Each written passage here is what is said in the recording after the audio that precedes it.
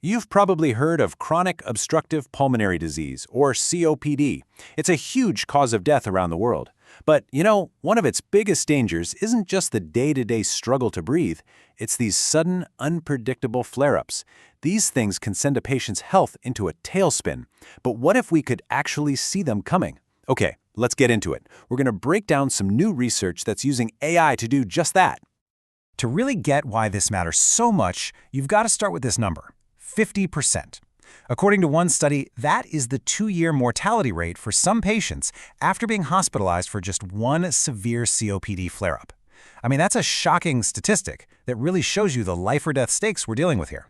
Right, so we're not just talking about a bad day here. The research actually calls that first severe flare-up a pivotal event in the disease. It can set off this rapid decline in lung function that a patient might never fully bounce back from. So you can see why predicting them, especially that very first one, is kind of the holy grail for doctors in this field. All right, here's the game plan for this explainer.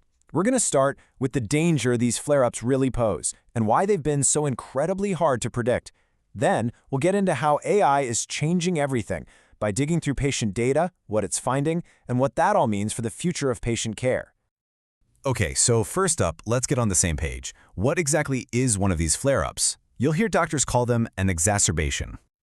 The study itself puts it really simply. It's a symptom flare-up. This is when a patient's breathing just suddenly gets a whole lot worse. These are serious medical events, a huge burden on a person's health, and they're one of the main reasons patients with COPD land in the hospital. And that brings us to the real problem, the thing researchers have been wrestling with for years. If these things are so dangerous, why can't we see them coming? See, the weird thing is, the best predictor of a future flare-up has always been, having had a flare-up before.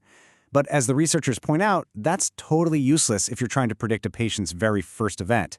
And that first one, that's the one that can change everything. So what have we been using up till now? Well, when you look at the old methods versus this new AI approach, man, the difference is night and day. The old models, things called BODE and DOSE, they needed special lung function tests, sometimes even exercise tests. That meant you could pretty much only do it in a specialist's office. This new AI approach, it's completely different. It's built to work with the information that's already in your doctor's files, which means even your primary care doc could use it. This just goes to show how badly a new way of doing things was needed. The paper even talks about this big review that came to a pretty brutal conclusion. Most of the old models had a high risk of being biased and just weren't ready for prime time with actual patients. We desperately needed a better tool. And that's where this new research comes into the picture. It's proposing a totally innovative solution that uses AI and all this data we're already collecting anyway.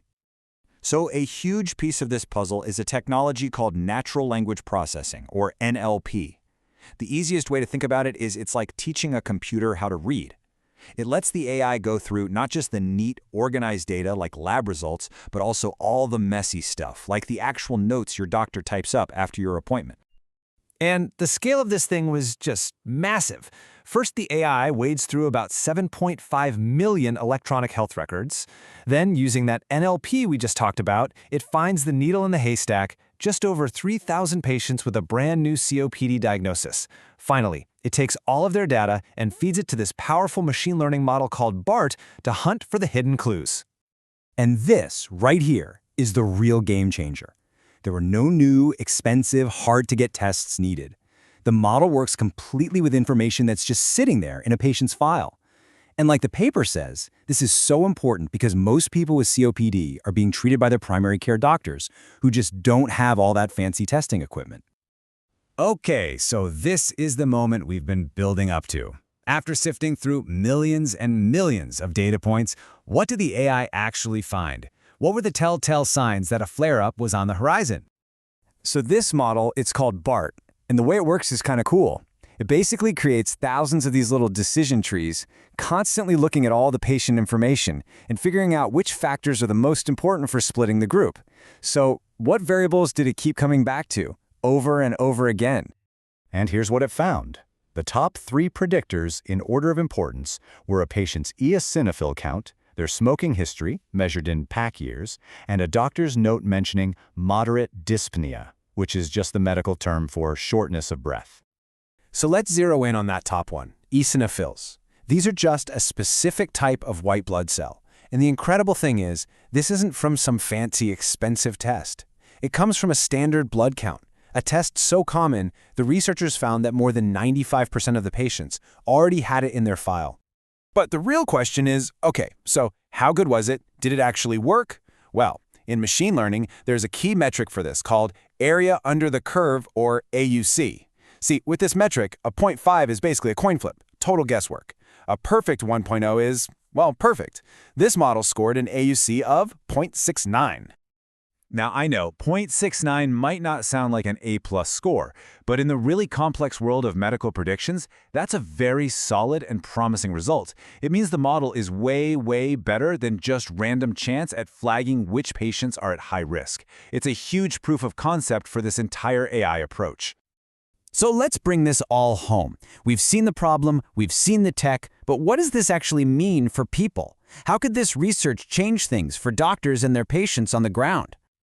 I mean, the potential here is just massive. Imagine doctors being able to spot at-risk patients way, way earlier. And, most importantly, a tool like this could help predict that critical first flare-up. That would let them be proactive, maybe tailor treatments to prevent that flare-up from ever happening in the first place. That could genuinely improve health and even save lives. You know, the researchers themselves summed it up perfectly in their conclusion. They said that just by paying closer attention to two things that are already being measured, those eosinophil counts from blood tests and what patients say about their shortness of breath, doctors can get a much better idea of who's at risk and treat them more precisely. And really, that leaves us with this one big, kind of mind-blowing question. This study is an amazing example of a much bigger idea. That with the right tools, like AI, the clues we need for better, more proactive healthcare might not be waiting for some future discovery. They might already be here, hiding in plain sight, just waiting in the data we collect every single day.